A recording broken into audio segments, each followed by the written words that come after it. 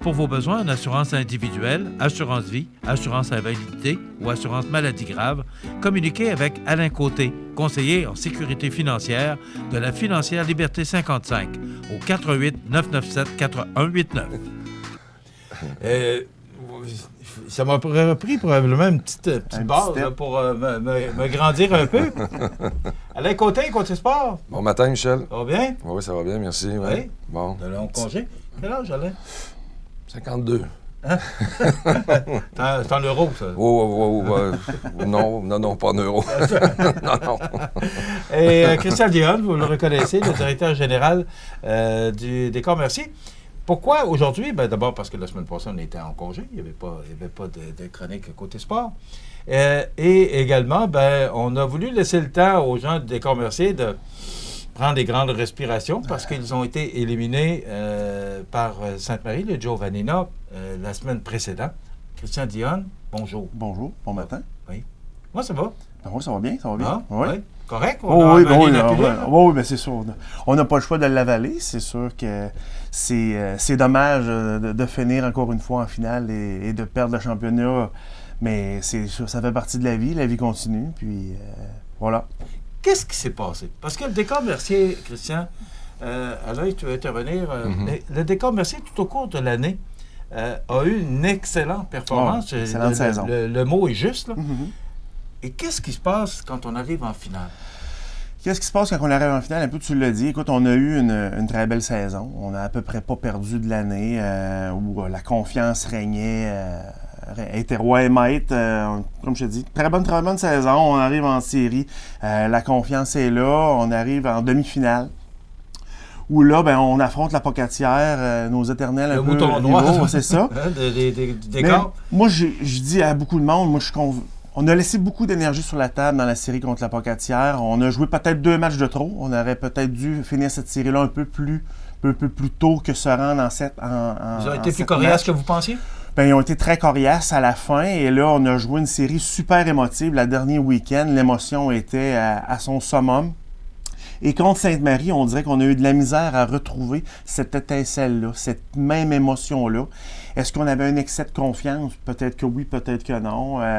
Je pense que c'est un peu ça qui nous a manqué, là, cette rage-là qu'on avait dans le 7e match contre la Pocatière qu'on n'a pas pu retrouver contre l'équipe de Sainte-Marie. Il faut se souvenir aussi que Sainte-Marie, l'an passé, on les avait éliminés en 4 parties.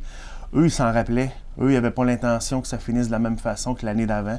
Et ils étaient très bien préparés. Ils ont eu un très bon plan de match qu'ils ont suivi du premier match au dernier match de la série finale.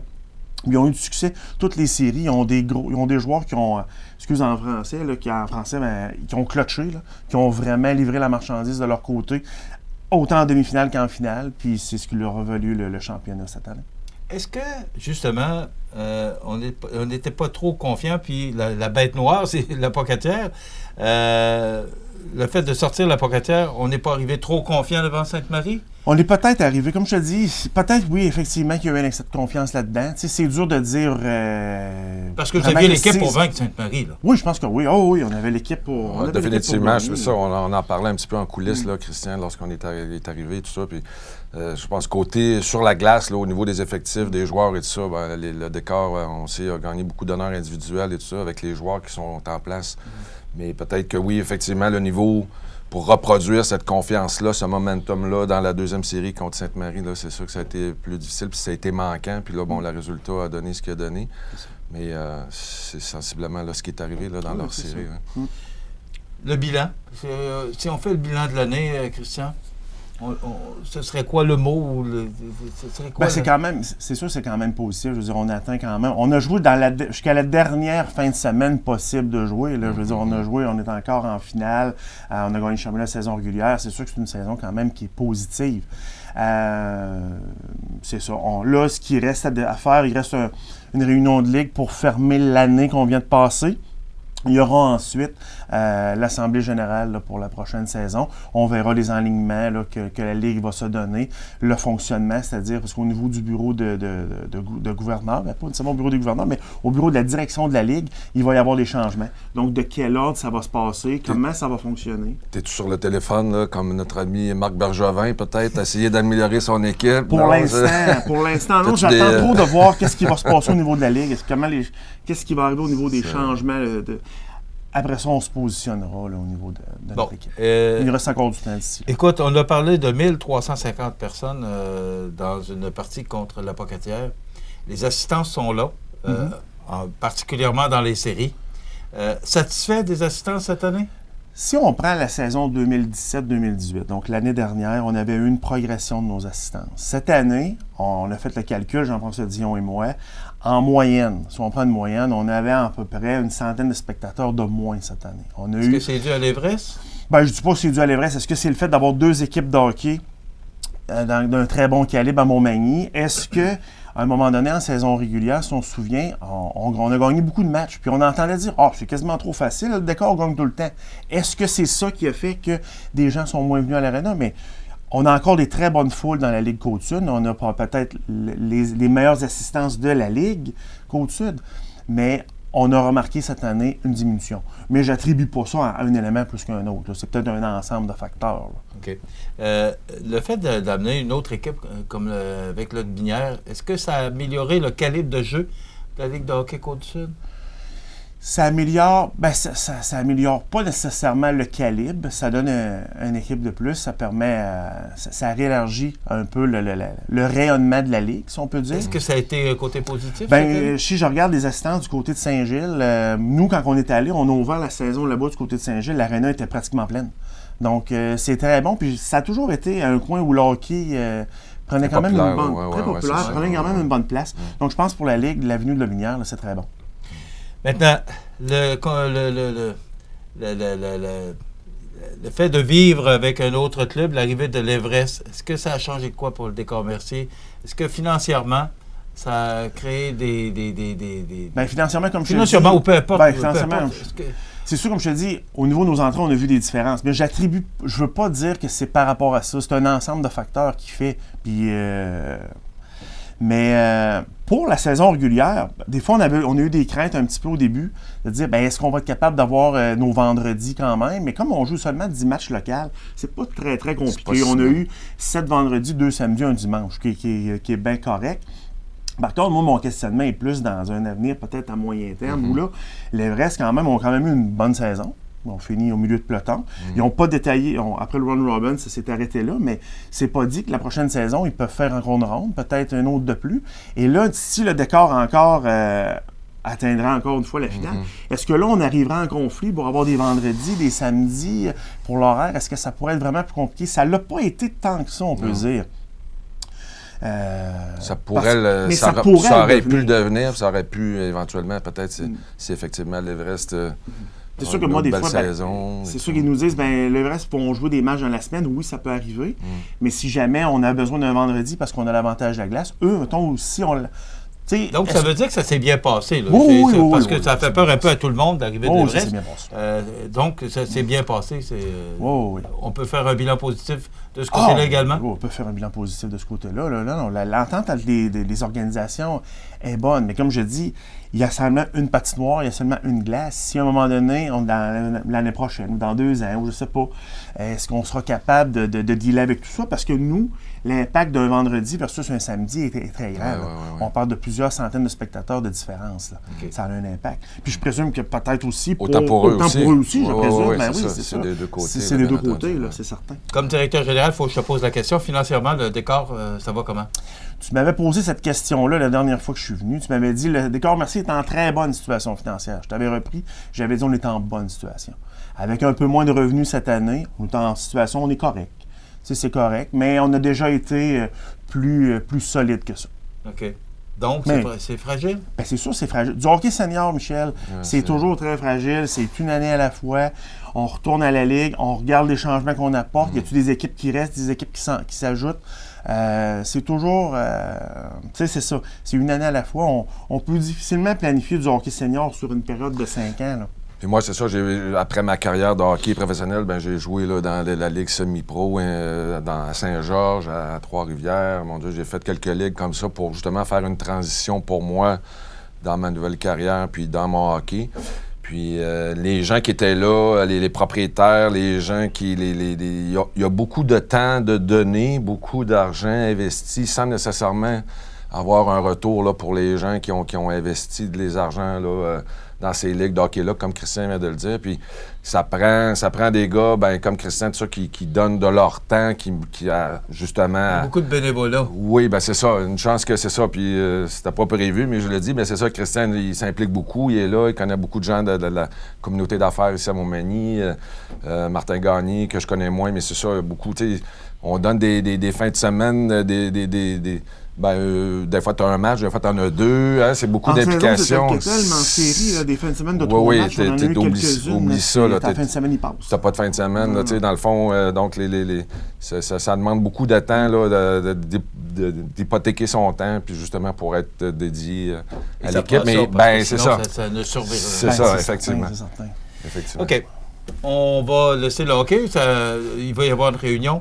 Oui, mais c'est ça. On a une réunion la semaine prochaine pour finaliser tous les directeurs généraux de toutes les équipes? Oui, les gouverneurs de toutes les équipes avec la direction pour fermer, comme on dit, l'année 2018-2019. Puis il y aura une assemblée générale possiblement fin mai, début juin, là, pour préparer la prochaine. Okay. Est-ce qu'il y a d'autres équipes qui pourraient se joindre à la Ligue? Est-ce qu'il y a toujours, des annonces qui vont se faire? Je pourrais pas dire. Je sais que Saint-Joseph a déposé un cahier de charge pour rentrer dans la Ligue. Je sais seulement ça, j'en sais pas plus. Okay. C'est tout ce que je peux avancer pour l'instant. Tu viendras nous parler suite à ces réunions pour être un peu au courant de ce qui va se passer pour la prochaine année. On ferme le dossier du hockey, on s'en va au golf? Oui. Parce qu'il est aussi directeur général du club de golf de Montmagny. Comment ça va? Ça va Parce bien. Que là, il y a de la neige. Hein? Il y a de la neige, mais ça fond quand même rapidement. Là. Plus vite qu'on peut le penser. On devrait ouvrir à quelque part la fin de semaine de la fête des mères, peut-être un peu avant. On l'annoncera plus officiellement peut-être vers la fin de cette semaine quelle sera notre date ou en début de semaine prochaine, vraiment officialisée. Mais nos verres vont être en très bonnes conditions. L'hiver nous a, excusez en bon français, nous a pas trop magané. Ouais. Fait que non, les verres... Mais c'est toujours à chaque année. Ça nous a magané nous autres, mais les verres ont bien... C'est toujours l'inquiétude à chaque année. Ouais, c'est les verres, parce que le terrain en tant que tel, il est toujours beau, mais les verres, c'est plus... Où il était bien protégé, il était isolé, il y avait tellement de neige par-dessus que... C'est exactement ça. C'est parce qu'il y a tombé de la neige, de la glace, de la pluie. Mais on a eu quand même de la neige avant la glace qui a donné un très bon coup de main de ce côté-là. Donc, c'est ça. Donc, les verres vont être en très bonnes conditions pour commencer la saison. OK. Donc, on s'attend que ça pourrait ouvrir d'ici le 12 mai. Autour du 10 de mai, dans ces eaux-là. Comme je vous dis, là, sur notre site Internet, golfmontmagny.org, vous allez voir ça passer. Là. Tu nous en as fait voir pour qu'on puisse le transmettre à la population. Oui. Maintenant, en terminant, tu voulais faire un petit commentaire sur ta salle de réception, parce qu'il est question de ça dans quelques instants, avec le projet du centre d'immigration du conseil municipal de Montmagny. Tu voulais intervenir là-dessus. Dans le fond, c'est parce qu'on en entend parler suite. On a vu les entrevues la semaine dernière là, de M. le maire et M. Gendreau. C'est parce qu'elles vont diffuser ce matin. Sur le câble, je crois. C'est M. le maire ce matin et M. Gendreau demain matin. Donc, puis les gens m'interpellaient un petit peu. Ouais. Mais il me semble que le club de golf, c'est grand. C'est combien ça contient? Bien, ça contient 250 personnes. Puis c'est ouvert à tous. Service de traiteur. On fait affaire avec un paquet de traiteurs ici à Montmagny, des services de restauration. Donc, on est capable d'accueillir facilement 250. Est-ce que c'est ouvert à l'année? C'est la question que les gens se posent. Est-ce que c'est on ne l'ouvre pas à l'année parce que, dans le fond, c'est sûr, janvier, février, mars, il faudrait déneiger tout le stationnement pour pouvoir permettre chauffer la bâtisse, ces choses-là. Mais avoir la possibilité de recevoir une réception d'un 200 quelques personnes, bien, ça vaudrait peut-être la peine à ce moment-là de l'ouvrir. Mais on est ouvert, je te dirais, d'avril à décembre. Mais est-ce qu'il est isolé est-ce qu'il est fabriqué, le club de golf, pour 4 saisons? On serait capable de fonctionner si c'était... S'il y avait une demande. S'il y avait une demande, oui, c'est ça, exactement. Soutenu, parce que dans le fond, c'est pour ça que je voulais en parler, parce qu'on me demandait ça, la grandeur, puis il y a des gens qui sont venus des fois souper, je pense, à un souper du Mérite de Loi d'Or qu'il y a eu au-delà d'une douzaine d'années au club de golf. On mettait 260-265 personnes, puis ça rentre très bien. Donc, c'est pour ça que je voulais simplement le mentionner ce matin. Alors, on serre le bâton de hockey. Et là, on sort le bâton de golf. Comme plusieurs équipes de la Ligue nationale d'ailleurs. On va en parler avec Alain Côté. Alors, on va se... Merci beaucoup, Christian. Ça fait plaisir, Dion. Puis tiens-nous au courant des développements concernant la Ligue de hockey Côte-Sud. Le décor Mercier, bien sûr. Et la Ligue, ce qui va se passer au niveau de la Ligue. Merci. Merci. Christian Dion, qui est directeur général du décor Mercier, mais aussi directeur général du club de golf Montmagny. On s'arrête, on fait une pause et on revient avec Alain Côté. Et là, on va parler de ce qui se passe dans les séries. Il y a un bon bout de temps qu'on ne s'est pas parlé. Beaucoup de surprises dans la Ligue nationale. Les 4 clubs en tête de division qui sont disparus. Alors, on va demander à Alain ce qu'il pense des séries actuelles. Voilà, on s'arrête. Maintenant, on revient avec notre ami Alain Côté pour notre chronique Côté Sport. Écoute, la première chose, moi, que je veux t'entendre, parce que, bon, il n'y avait pas de chronique la semaine dernière. Tampa Bay et Pittsburgh, 4 matchs. Une méchante gifle. Oui, on vient d'avoir un exemple. Surtout pour Tampa Bay. Là. Ben oui. Pittsburgh ont rentré dans les derniers jours du classement, mais Tampa Bay. Oui, ça, c'est le sport, hein? C'est les séries, on parlait d'un momentum tout à l'heure avec Christian, avec le décor Mercier, comme on n'a peut-être pas su reproduire dans la deuxième, dans la série finale, c'est-à-dire. C'est la même chose, je veux dire, à tous les niveaux. Hein, des fois, bon, on a un exemple concret. C'est pas le plan de match là, que le Lightning avait, bien entendu. On s'attendait, c'est ça. C'est en finissant premier au classement général avec, seulement 15 ou 16 défaites, là, on bien entendu, il y avait des attentes de la part du Lightning, ce qui n'est pas arrivé. Et on a encore, là, justement, là, ça démontre une belle parité dans la Ligue nationale. Au moins, il y a pu... puis, tous les instructeurs le disent, ou en général, toutes les équipes le disent, si tu te classes dans les 16 premiers, tout peut arriver. Et là, c'est ce qu'on voit, dans le fond. J'aimerais ça, dans le fond, de dire c'est qui va la gagner, la Coupe, mais c'est sûr que là, plus ça va, moins il y a de choix. Mais de là à dire vraiment qui va gagner, en tout cas, c'est pas... Celui qui va avoir vraiment choisi l'équipe qui va gagner la Coupe là, dans les poules et tout ça, là.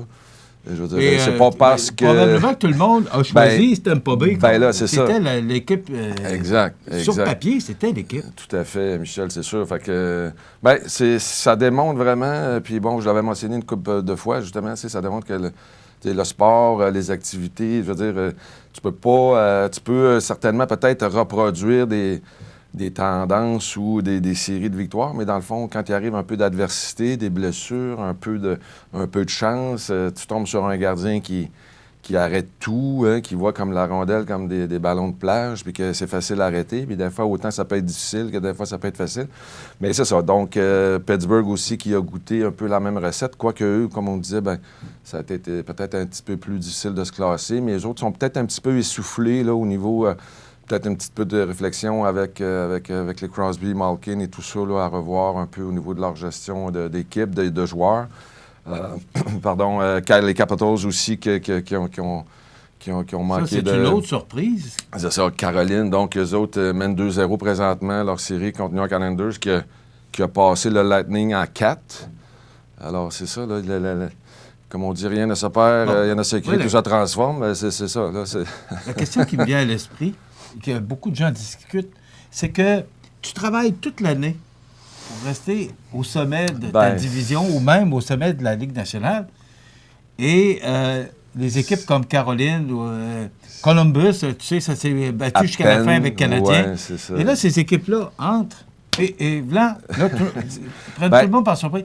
Est-ce que, stratégiquement, dis-moi si ça existe, parce que tu as joué dans la Ligue nationale, donc tu le sais, est-ce que, stratégiquement, les équipes diraient, écoute, on va jouer, mais on va essayer de s'organiser là, pour être en position, puis quand ça va être les séries, là, on va donner un coup. Tandis que les exemples Tampa Bay, qui ont joué, qui avaient, je pense, 96 points, là, même c'était plus que ça. Eux qui ont joué intensif toute l'année, est-ce qu'ils n'étaient pas plus fatigués? Et une équipe comme Columbus qui est rentrée par la porte d'en arrière, là, tu te souviens, hein? C'est ça, oui. C'est le vendredi que ça s'est décidé.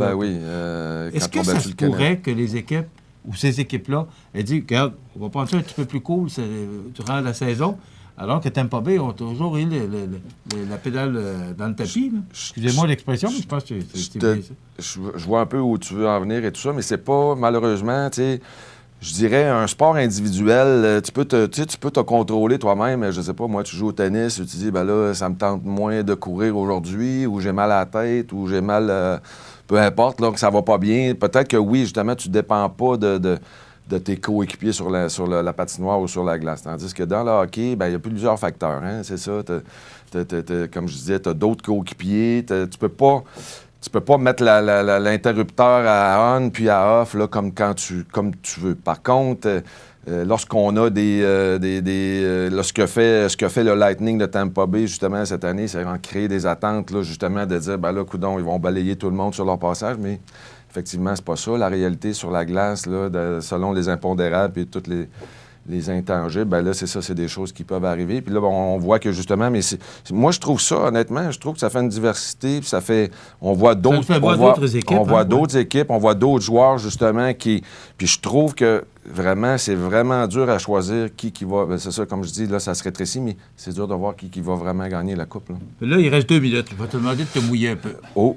Qui gagne la série, Boston, Columbus? Ben, moi, je vais y aller avec les Bruins. Je pense que... Parce que ton cœur va un peu pour les Bruins, une petite faiblesse, oui, pour les Bruins. Okay. Je vais y aller avec... Caroline? Je vais y aller avec Caroline. Ils mènent 2-0. Et puis, je pense que c'est l'équipe Cendrillon. On y va avec... les Blues et Dallas. Je vais y aller avec Dallas. OK. Je vais y aller avec Dallas. Et les Sharks. Pour Colorado et San Jose? Je vais y aller avec Colorado, mais Colorado, mais en tout cas... Et San Jose sont là aussi. Hein? Oui, ça va aller loin, ça. Qui gagne la Coupe Stanley? Et tabarnouche, à voir le dessin, comment ça se présente. Mon Dieu, Est-ce que tu crois que Columbus peut se rendre? Ben moi, j'ai choisi mes Bruins, fait que je peux pas dire que ça va être eux autres. Là. Ben, j'ai une petite faiblesse là, pour les Hurricanes, là, contre toute attente, là, bien entendu, mais je pense que eux autres, ils n'ont rien à perdre. La vie est belle, puis let's go, mais... Puis là, ben, les frères Stahl qui jouent bien, mon Dieu... Et Brin d'abord comme instructeur est impressionnant aussi. Il y a ça. Toute l'équipe est impliquée, mais si j'ai à me commettre ce matin, je vais y aller avec les Hurricanes, selon... Qui pourrait gagner la Coupe Stanley? Oui, c'est ça. Mais encore là, regarde... Oui, on jase. C'est ça. Un petit 2 peut-être, mais pas plus. Là. Ouais, on jase entre nous autres. C'est ça. Alors, souvenez-vous de ça, parce que moi, je vais m'en souvenir. Qui mettent déjà 2-0. Et ils sont, il reste quelques secondes, ils sont impressionnants, Caroline. Ils travaillent, puis... Ah oui, vraiment, c'est ça, ils n'ont rien à perdre. Ils sont impressionnants. C'est ça, fait que là, ils sont rendus là, ils sont dans les séries, puis bon, la vie est belle. Mais effectivement, c'est... Michel, j'ai une mention à faire juste rapidement. Là, Alex Barré-Boulet, qui a justement gagné la recrue de l'année dans la Ligue nationale. Super, félicitations, Alex. Et puis, on pense aussi à Samuel, là, qui est à Saint-Louis, mais là, qui est blessé depuis un petit bout de temps, qui n'a pas eu la chance, justement, de se faire valoir. En tout cas, Alex, félicitations. Puis, tout en très bonne intervention. Aussi, c'est la fête à Joël Croteau aujourd'hui. Oh, donc, bon anniversaire, mon ami Joël. Merci, Alain, qui est aussi conseiller en sécurité financière à la Liberté 55. Vous voudrez le rejoindre, 418-997-4189, 418-997-4189. Alain Côté, conseiller sécurité financière, Liberté 55. On se retrouve lundi prochain.